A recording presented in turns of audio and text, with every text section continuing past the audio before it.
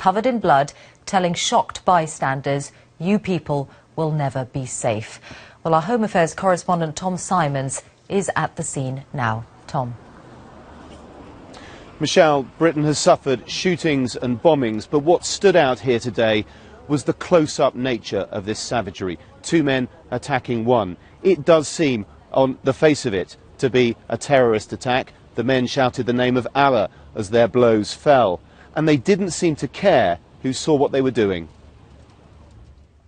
At first, some of those who saw it thought there had been a car crash, that two men were trying to help the victim, but then they realised they were attacking him with knives and a meat cleaver. The pair didn't challenge eyewitnesses, who later described it as an attempt to behead the victim, a white man in a Help the Heroes t-shirt. They dragged his body into the street, leaving him here, where a police tent now marks the spot. But astonishingly, the two men carrying their weapons, their hands covered in blood, did not flee the scene.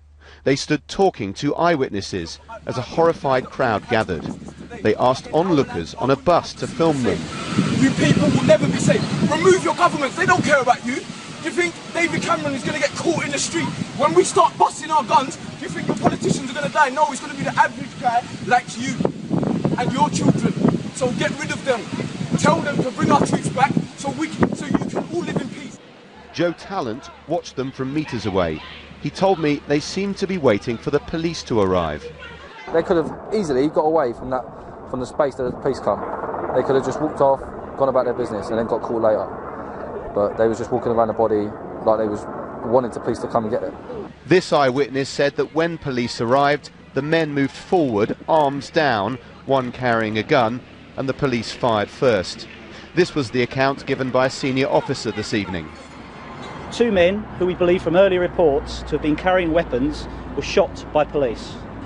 They have both been taken to separate London hospitals and are receiving treatment for their injuries.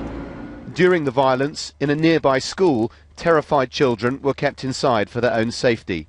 We also saw an ambulance helicopter land in our school playground, so we all thought, people were saying we're going to die, and we all thought someone had died at that moment, because there was choppers, police and ambulance around, and we were very scared.